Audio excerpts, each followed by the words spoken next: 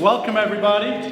We're so excited to have you join us today for breakfast and for a chat about where we've been and where we're going together. My name is Patrick Moran. I've had the pleasure now for 14 months of being the CEO at 70x7. In case you're wondering where my accent from is, I'm not originally from the Holland area. I live in Grand Haven. I appreciate that, Paul. Yeah, Paul laughed. That was the first joke. That may have been the last based on the response, so we will see how that goes.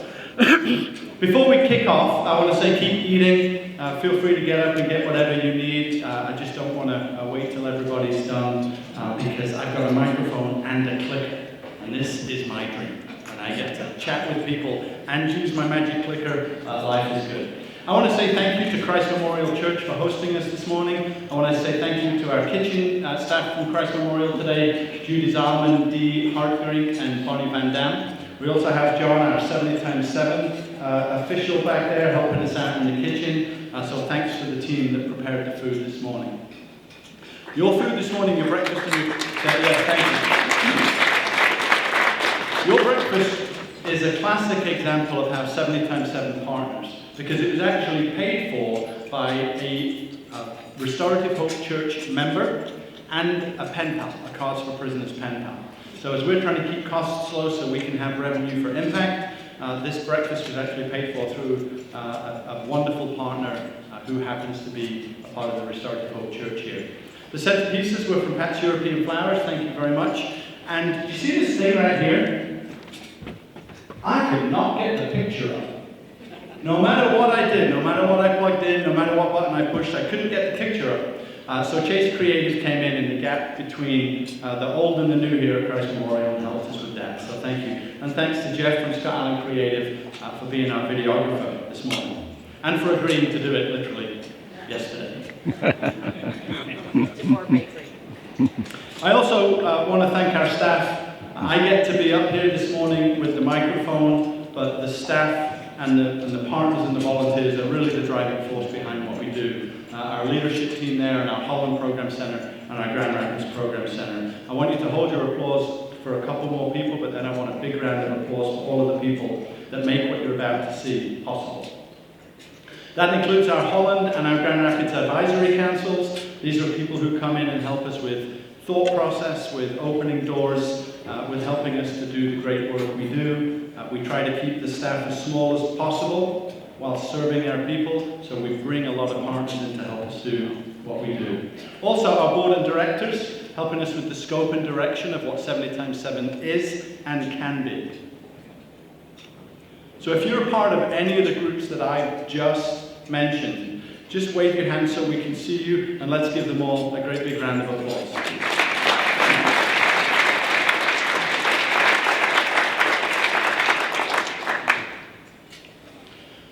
Today we get to share our impact report with you. A picture of where we've been in the past year and a glimpse of where we're going. And that's really, really an exciting part of our work, because it's not just what we were able to do together last year, but the plans we have for the next year are beyond exciting to me. And I hope you're going to find them beyond exciting. And just in case, we've locked the door so you can't get out anymore. But I want to start with our mission. There are three factors in our mission that really circle what we do. The church, businesses, and the community in general. And what we want to do is catalyze and mobilize those three things together to be able to make the difference in the lives of the people we serve every day. We want to turn those cycles of incarceration, those cycles of addiction, into cycles of hope and restoration. Why would we do such a thing? I've always looked at three different cases for why we do things. What is the faith case? What is the business case? And what is the community case? And the faith case is very simple for why we do what we do. We're called to do it. We're requested to do it. We're instructed to do it. But without businesses and the community coming around us, we can't do it alone. So I do want to say thank you to everybody that's here for being a part of our work. One of the things you can see there is looking for the life of meaning, value, and purpose. That life of meaning, value, and purpose isn't just for our participants. It's for all of those people that help us, our donors, our volunteers, our mentors, our staff. Everybody sitting in this room, we want to help you create a life of meaning, value, and purpose as much as we want that for our participants. We call it the MVP life. What we're looking for is that life of meaning, value, and purpose. Whether you're sitting in this chair or sitting in one of our correctional facilities, waiting to come back to community. When I first came here 14 months ago, I like to create buckets. My brain works that way. You know those clean little boxes that you put things in? My wife will attest to that. I'm one of those box people. Everything goes in its own box. It also helps me figure out how we do what we do or why we do what we do. And I figured out that there were two really big boxes that we work with at 70x7. Hope and opportunity. Most of the people that we serve come to us visibly hopeless. They don't believe there's a way forward for them. They don't believe there's a place in our community for them. They don't believe there's a place in our church for them. So we first have to work on that hope piece. And no matter how many checks we write, and I hope we write lots, hope comes from interpersonal relationships and a relationship with Christ. And we have to focus on that first for the opportunities we provide, the many that you're going to hear about, to even have fertile ground to walk in. So I want you to think about those buckets of hope and opportunity. So what we do to create hope and opportunity is provide lots of programs, resources, services, and people in an interrelated way to come around somebody. I'm looking over at Antoine, our Chief Programs Officer. How many people come to us with one issue? There's never one issue. It's always 6, 7, 8, 3 we don't know about, and 4 others that are coming next month, right? So we have to come around people in a much different way than just single programs. We have to have those programs be interrelated. So let's jump into some of those programs. Let's look back at the year and see what we've created. I love the concept of our LEAP programs. Our LEAP programs are Life, Enrichment, and Achievement programs. I am an acronym guy. Why? I can't remember it otherwise. I have to have an acronym to be able to remember what we do. But Life Enrichment and Achievement programs are the name for all of the case management tools that we use and all of the programs we bring people into. Programs like Take Charge, where women support women.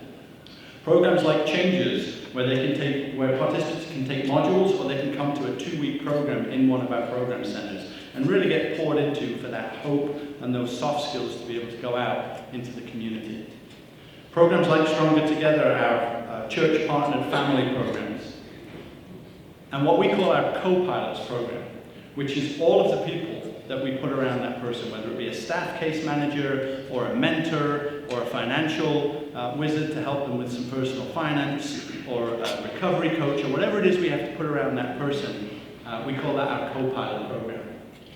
Last year, in our first, can I say post-COVID? Is that real? Are we post-COVID now? In our first year post-COVID, we built back to 159 participants graduating from these programs with 557 case management touch points.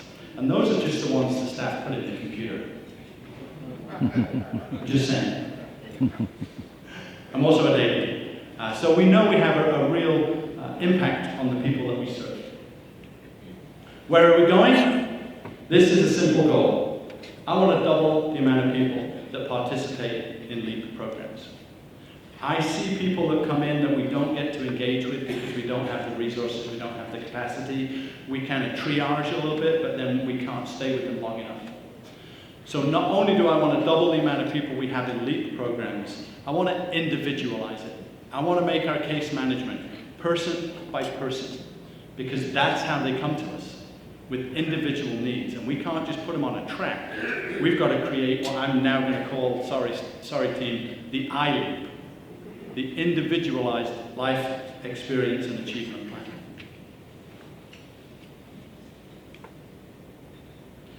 I'm really excited about our Reaching In programs. We have some friends here from the correctional and the sheriff's office, so we're really excited to have them here with us today. During COVID, we could not go into the facilities. We were not allowed to go in. It wasn't the right time. So we took that time to kind of redesign, re-energize what we did. And those programs that we take in behind the walls of the jails in Ottawa and Kent County have blown up.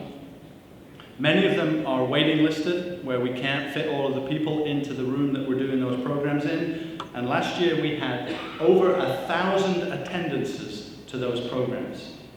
So we're so excited that that allows us to get a head start, a jump start on that IU, on those programs and that case management before they come out. And it's such a rewarding thing when somebody that has been served inside of those correctional facilities shows up on our doorstep. It is so amazing when we see them come to get what they need next, because they know where to go.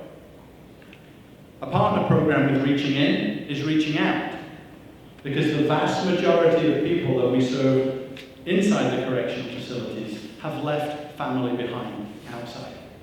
And we know that we need to serve those. And we kind of doubled down on our efforts on that this year, that we really want to serve them in a material and real way.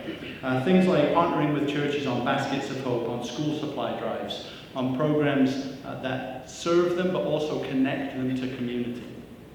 We had 221 families attend those events in what I would call the pilot year of Reaching Out.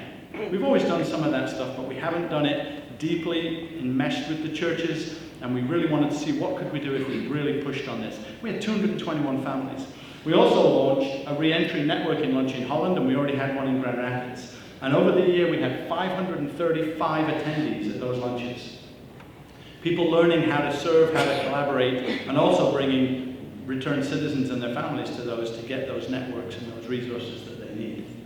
Our Helping Hands program is basically our basic needs program. When somebody shows up in our office and says, I need a bus pass, or I need clothes, or I need food, or I need a referral for showers, or something like that. We had 306 families that we helped last year. So we are taking donations into that area so that we can help people with what they need. And we want to start helping them with the bigger things like, oh, you sleep on the floor. Let's see if we can find a bed for you. Oh, your kids are doubled up in a couch. Let's see if we can figure out that. Oh, you don't have a couch. Let's see if we can figure that out. So we're starting to expand it to be really responsive to what the people are asking for. And if any of you run businesses, you know how hard it is to be responsive when you don't know what the person walking in needs. What do we want next year? What are we trying to do with Reaching In and Reaching Out? We want to grow Reaching In to 1,500 people, that we're able to serve more people. We'd love to spread geographically and be able to serve other jail populations.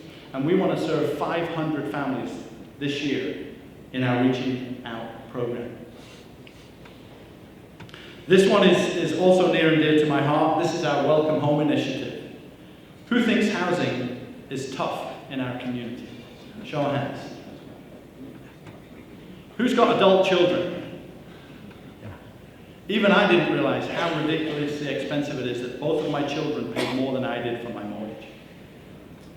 And that's without those other things that are now staples like internet and cell phone. So we knew that we needed to look at the data in housing. And I mentioned that I'm a data geek, and I've done a fair amount of work in housing. So I looked at the numbers as it relates to returned citizens. And what we found out was this: 72% of individuals in the Michigan justice system have a substance abuse or dependency problem. Yet we know about 95% of them are going to be released back into our communities. We found that formerly incarcerated people are 20 times more likely to be homeless. Yet last year, in our wonderful housing program, we served 40 people. Math doesn't add up, does it? We are not serving our participants in housing in the way we need to. Those 40, that's awesome. I'm so proud of that work. But if you look at the scale, if you look at how many people we're serving compared to how many people need help, we need to expand that significantly. So we did. And we've got big plans for the future. What's the problem with having big plans for the future? Money. Money. Yeah, housing is not one of those problems that we can mentor our way out of. So we have a home in Allegan. It's a men's re-entry home. It's called Spruce Home. It has a 6-person maximum capacity. It's done in collaboration with our offender success partners. We just opened a couple of weeks ago, we just took over a couple of weeks ago, our first women's recovery home in Ottawa County. That has a 7-person maximum capacity. And we're so excited to be able to bring our suite of services and our suite of people, our staff and our co-pilots, into that home. So already we've gone from 40 people that we've been able to serve. Oh, that's really exciting. But we need to create partnerships and bigger scale housing solutions. We have so many partners that we can refer to, but guess what happens when we refer somebody to one of our housing partners? They frequently go on a waiting list because they're all full. And for me, if I'm sending somebody on a waiting list, that's a cold referral. That's a pointless referral. We want to get them on the waiting list, but that's not housing. Housing lists and waiting lists don't match up. So we have a plan. It's a good job I'm a soccer player because that just hit me in the shins. But I have no nerves left in my shins. So we have a plan to do church master leases, to do agency partnerships, to work with community mental health and offender success in getting what we call beds under management. We don't have to buy the house, but can we control who and how goes into those places and provide services to them around it? The other thing we have coming up is something called the Benson Home. And I want to tell you more about that because it's a really big pivotal project for us next year. And when I say next year, I mean this year, the year that we're working in right now. It's a men's re-entry home in Kent County, or it will be. It's currently something else, but one of our agency partners cannot use it for the purpose that they were using it before. And it's got the ability to house 17 people. So we're working with them on buying that property and turning it into a men's re-entry home that has program space for transition and employment opportunities and our other programs that wrap around those people. We're working on a lease to purchase right now, and we're doing a strong campaign to be able to make that happen, starting in the summer with a purchase in December. And because some of you just want to know and I want to share with you, I'm going to tell you what the campaign is. If we can raise $125,000 in private donations and $185,000 in grants, then with the help of one of our wonderful partners that's sitting here in the room today, we're able to leverage that into an almost $1 million project that will be self-sustainable within a year. I'm going to let that last bit sink in. Self-sustainable within a year.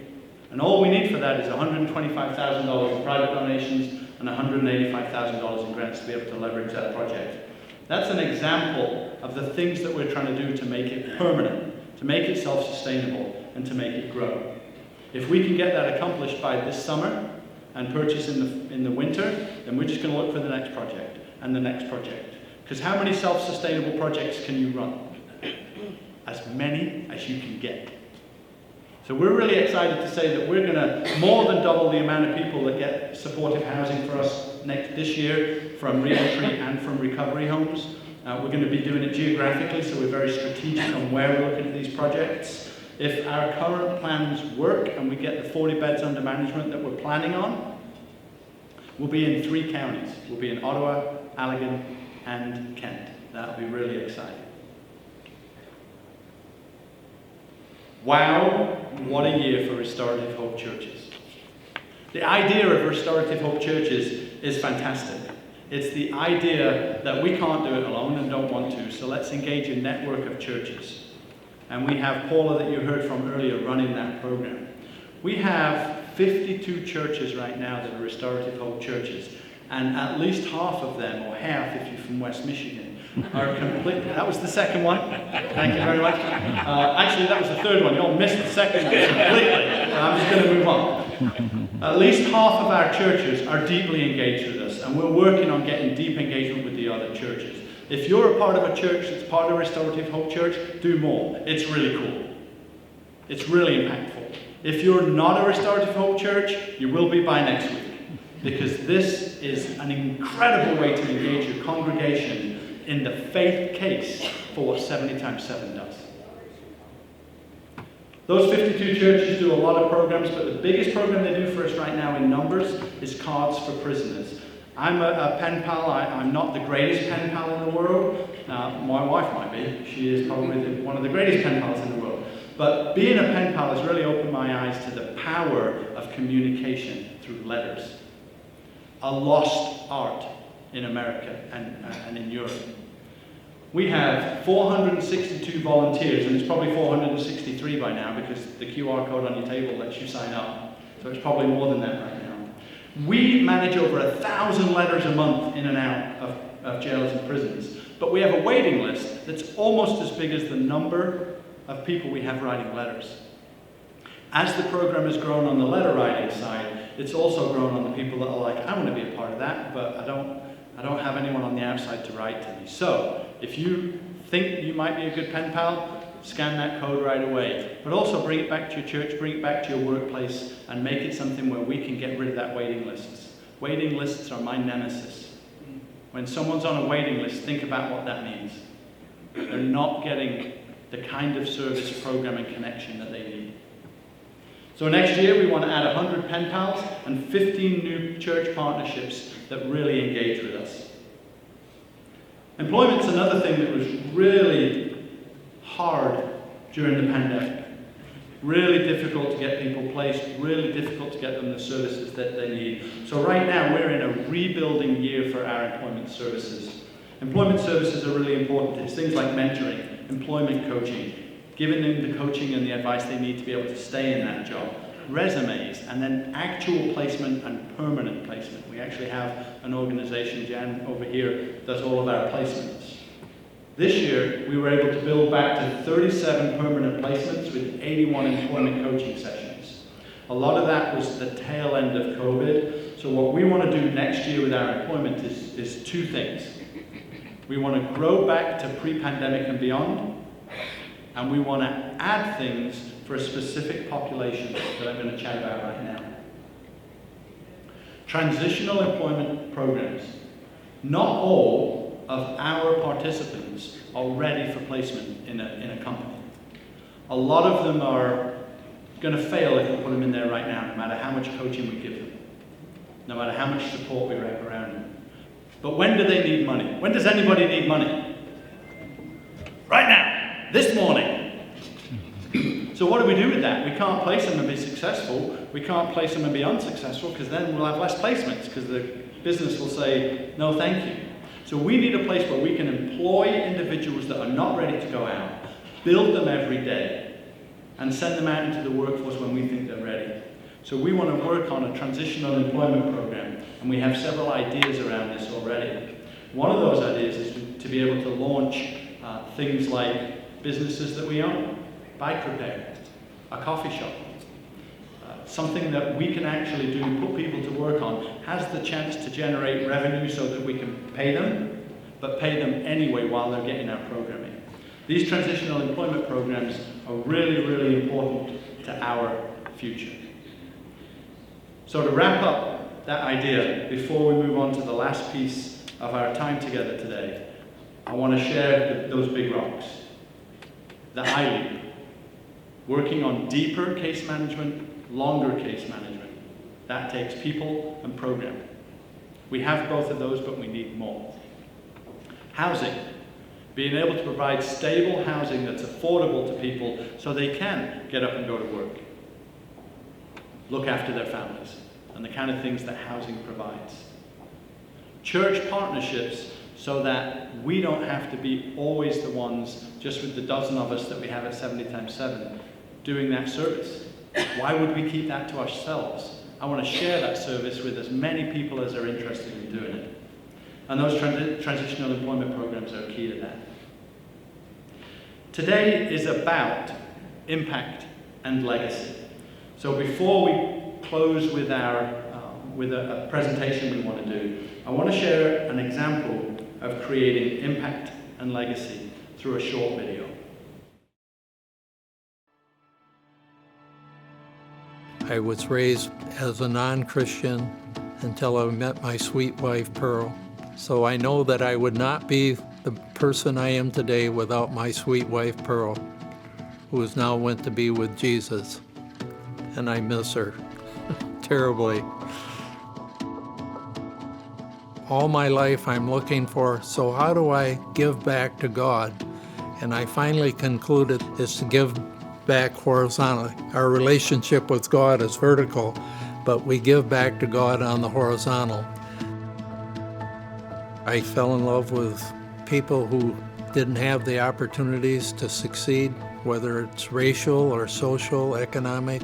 My mission statement is I'm free to help those who have not been able to help themselves and to put them on the right track.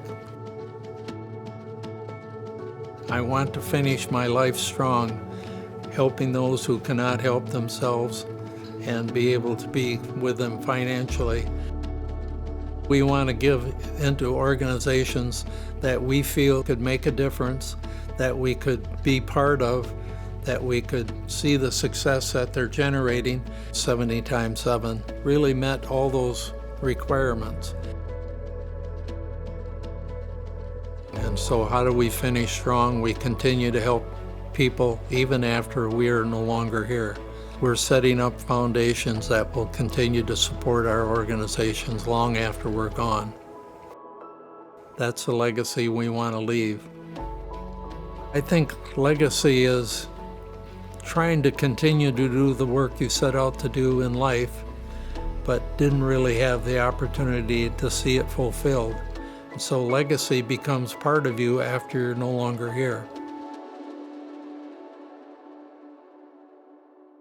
How do I follow Arvin Tapp? That's tough. Honestly, I've never been more honored in my life, plus intimidated, to be able to speak about this man because he's a personal icon of mine and has been for years in my life. I love Arvin, but let's start at the beginning. I'm getting ahead of myself. My name is actually Bob Schaffner, not just Bob. This is my 14th year of being involved with this amazing ministry, and I've been a member of the board of the directors for the past 7 years, plus or minus. This breakfast, as Patrick said, is about impact and the legacy that can be created when we engage in community impact with an organization like 70 times 7. Patrick just gave you several examples of how the impact of 70 times 7 can create a community legacy. Today, I have the absolute honor and privilege of giving you the most glowing example of impact and legacy that I've ever known in my entire life. That example is sitting with us right here today, Arvin Tapp. Go ahead and clap.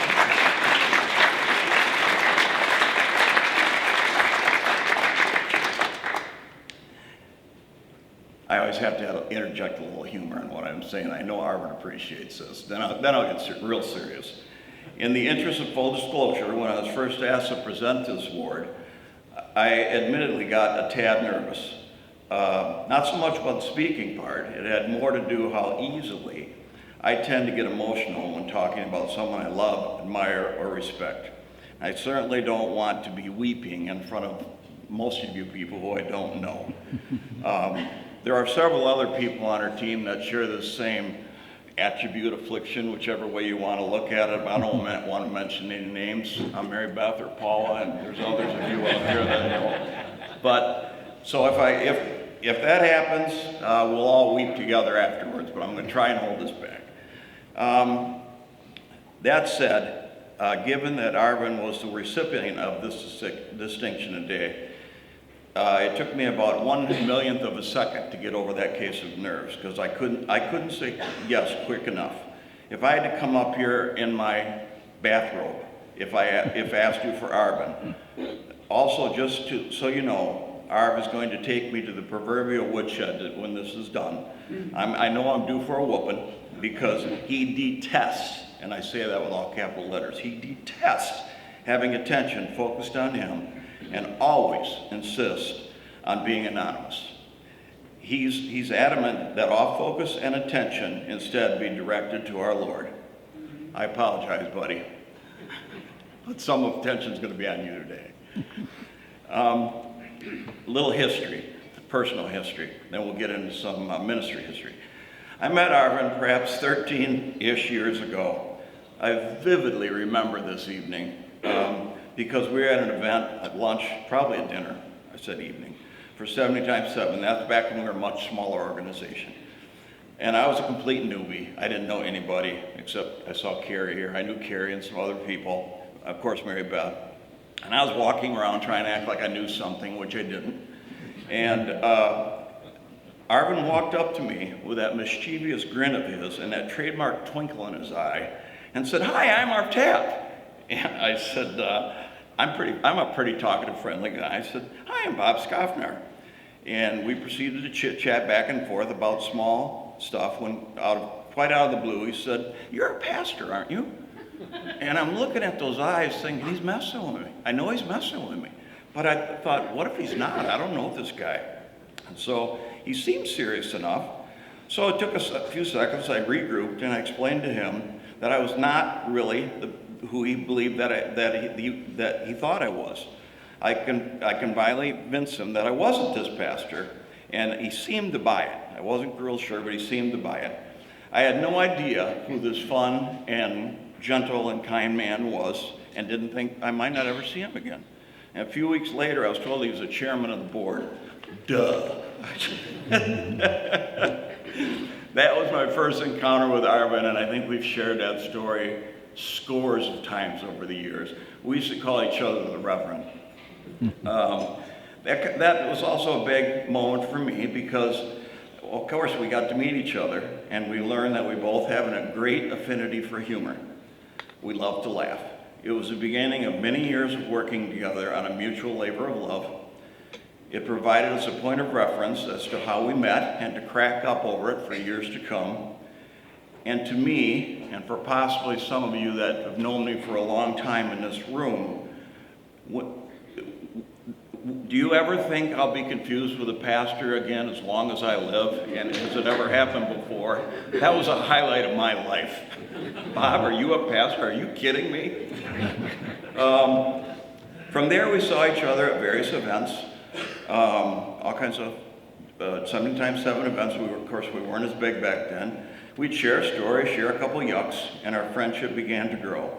Perhaps a couple of years passed, and I was honored to be asked to serve on the board of directors with Arvin and some other wonderful folks.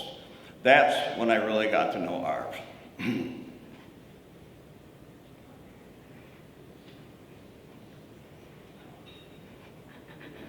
Sorry.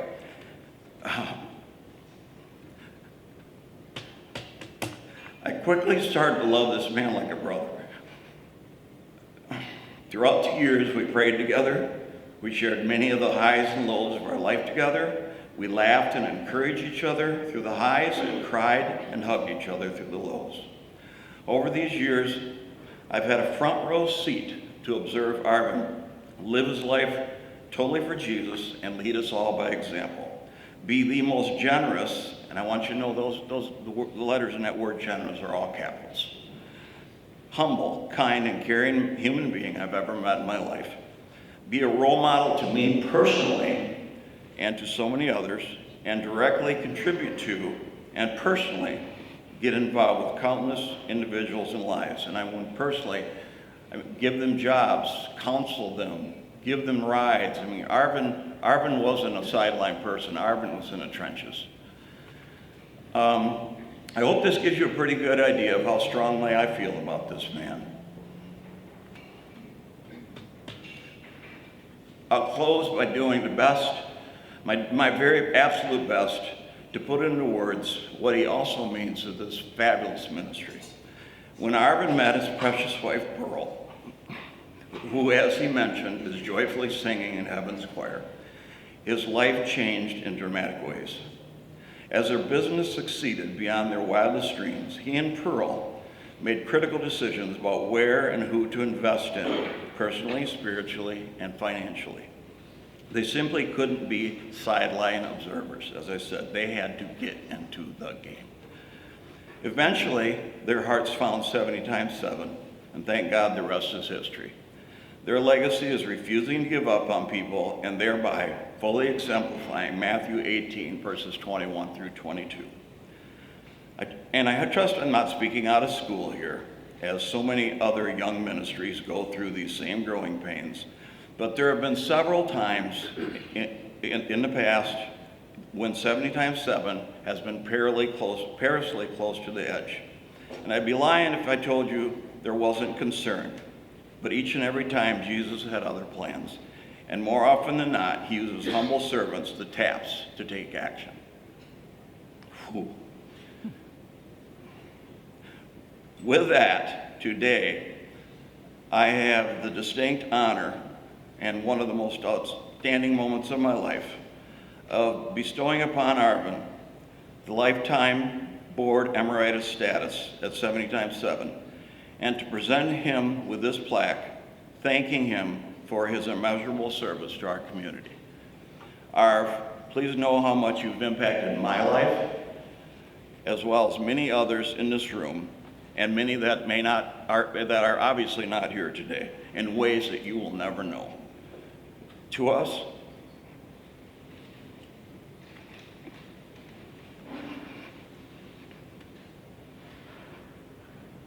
you are an icon, and we will carry you in our hearts forever.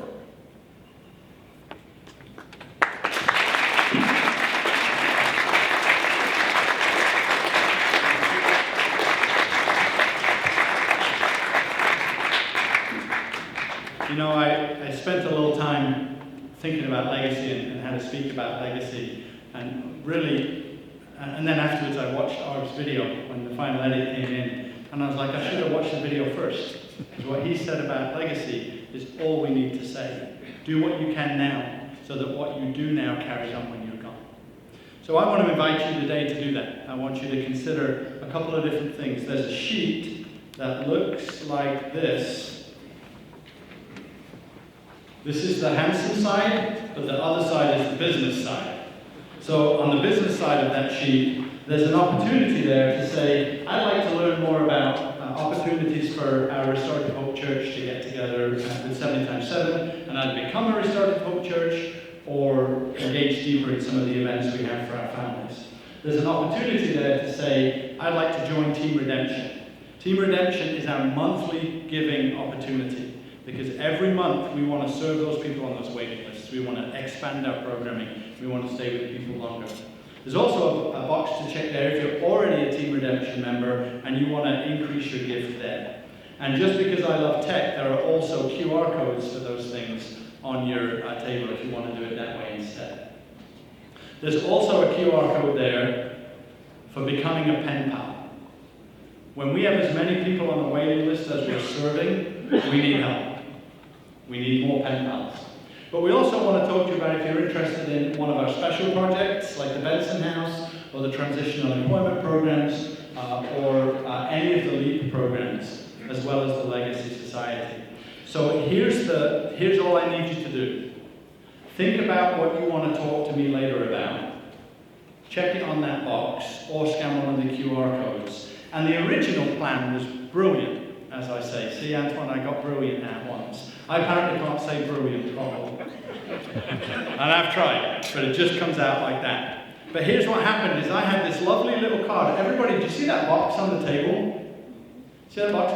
The original plan, when this was a 3x5 card, was that you would drop it into that box. Apparently, engineering and physics are not my strong suit, because you would have to fold that like 6 times to get it in that box. So instead, there is going to be a box that Mary Beth has. It's a very official box, very official looking box, but it's actually the right size, so we'll go for that. So I appreciate your flexibility. We call it a flexible framework, right, team? We're on a flexible framework with that. So please consider being a part even deeper with what we do.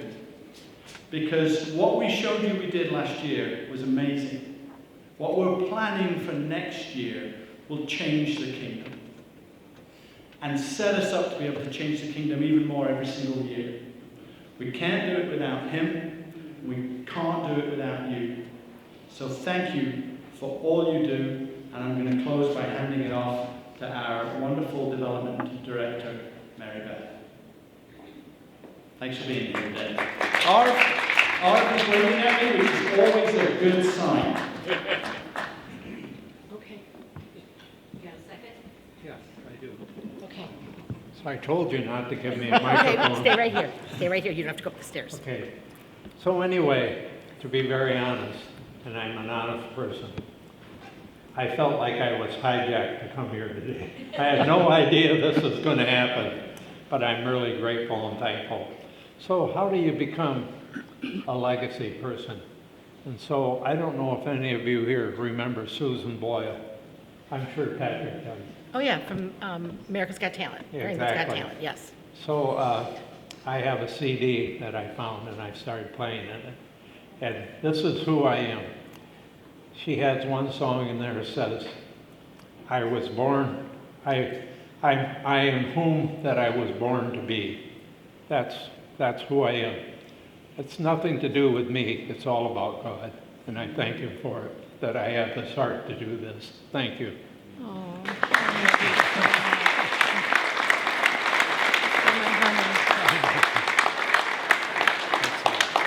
Great job.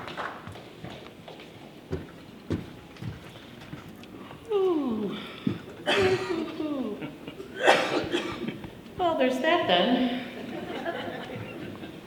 It's so weird to be up here and not have to ask you for money. It's so weird. Thanks, Patrick. Oh, okay. Thank you so much, everyone, for being here. This was so lovely. And to have an in-person thing was pretty special, so thank you all. So if we could bow our heads before we go out and you finish doing what you're doing, because you've been given an assignment, and then we'll go out and celebrate this beautiful day. Heavenly Father, dearest Dad, thank you. Thank you. As people celebrate Second Chance Month, we know that we know that we know, because of the most selfless act in human history, we serve the God of eternal chances. We are grateful that at 70 times 7 life recovery, we all get to walk out your love to those that can't imagine. Not only are they forgiven, but unconditionally loved. Thank you for that privilege. We love you so deeply. Amen.